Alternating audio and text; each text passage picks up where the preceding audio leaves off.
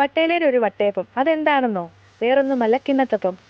അതുണ്ടാക്കാൻ വേണ്ടിയിട്ട് ഞാൻ തലേദിവസമേ മാവൊക്കെ അരച്ച് സെറ്റാക്കി വെച്ചിരുന്നു. രാവിലെ ആയപ്പോൾ നന്നായിട്ട് പുളിച്ചിട്ടുണ്ട്. അതിലേക്ക് കുറച്ച് ഉപ്പിട്ട് ഇളക്കി കൊടുക്കാം. ശേഷം കുറച്ച് ഏലക്കയും പഞ്ചസാരയും കൂടെ പൊടിച്ചെടുത്തിട്ടുണ്ട്.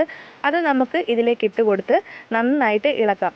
ഏലക്ക ഇട്ട് നമ്മൾ പഞ്ചസാര പൊടിക്കുമ്പോൾ നന്നായിട്ട് ഫൈനായിട്ട് പൊടിഞ്ഞ് കിട്ടും. പിന്നീട് കുറച്ച് നെയ്യൊക്കെ ഒഴിച്ച് അണ്ടിപ്പരിപ്പും മുന്തിരിയൊക്കെ വറുത്തെടുക്കുന്നുണ്ട്. ഏലക്കയും കൂടെ വറുത്തെടുത്ത് പൊടിച്ച് അതിൽ ചേർക്കേണ്ടതുണ്ട്. പിന്നീട് കുറച്ച് ടൂട്ടി ഫ്രൂട്ടിയൊക്കെ ഞാൻ ഇടുന്നുണ്ട്. ഈ അണ്ടിപ്പരിപ്പ് മുന്തിരിയൊക്കെ വറുത്ത നെയ്യാണ് ഞാൻ അതിലേക്ക് ഒഴിച്ചേക്കുന്നത്. അത് ടേസ്റ്റ് കൂടും കേട്ടോ.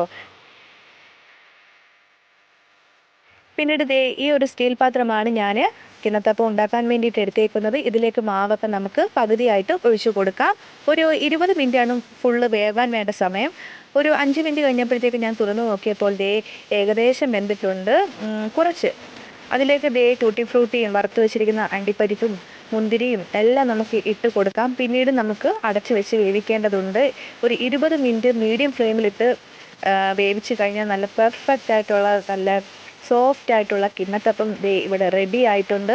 അപ്പോൾ എല്ലാവരും വീട്ടിലൊന്ന് ട്രൈ ചെയ്ത് നോക്കണം. ഞാൻ ഈ കിണ്ണത്തപ്പം ഉണ്ടാക്കുന്ന മാവിൻ്റെ വീഡിയോ, അതായത് പാലപ്പവും കിണ്ണത്തപ്പവും ഒക്കെ ഉണ്ടാക്കുന്ന മാവ് ഒരേപോലെ തന്നെയാണ് നമ്മൾ അരച്ചെടുക്കേണ്ടത്. അത് ഞാൻ എൻ്റെ വീഡിയോയിൽ ഞാൻ ലോങ് വീഡിയോ ചെയ്തിട്ടുണ്ട്. അപ്പോൾ കാണാത്തവരുണ്ടെങ്കിൽ പോയി കണ്ടു നോക്കണം കേട്ടോ. എൻ്റെ വീഡിയോ ഇഷ്ടമായ ലൈക്ക് ചെയ്യണം. ആദ്യമായി കാണുന്നവരുണ്ടെങ്കിൽ പ്ലീസ് സബ്സ്ക്രൈബ്, ലൈക്ക്, ഷെയർ എല്ലാ രീതിയിലുമുള്ള സപ്പോർട്ട് ഞങ്ങൾക്ക് വേണം.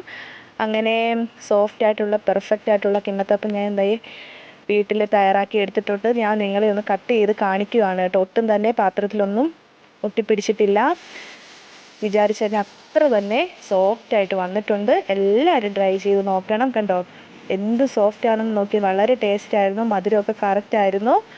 അപ്പോൾ എല്ലാ രീതിയിലും എന്നെ ഒന്ന് സപ്പോർട്ട് ചെയ്യണം. വീഡിയോ ഇഷ്ടമായാൽ ലൈക്ക് ചെയ്യാൻ മറക്കരുത്. അപ്പോൾ ഇത്രയേ ഉള്ളൂ. Tata, bye bye, God bless you all. Thanks for watching.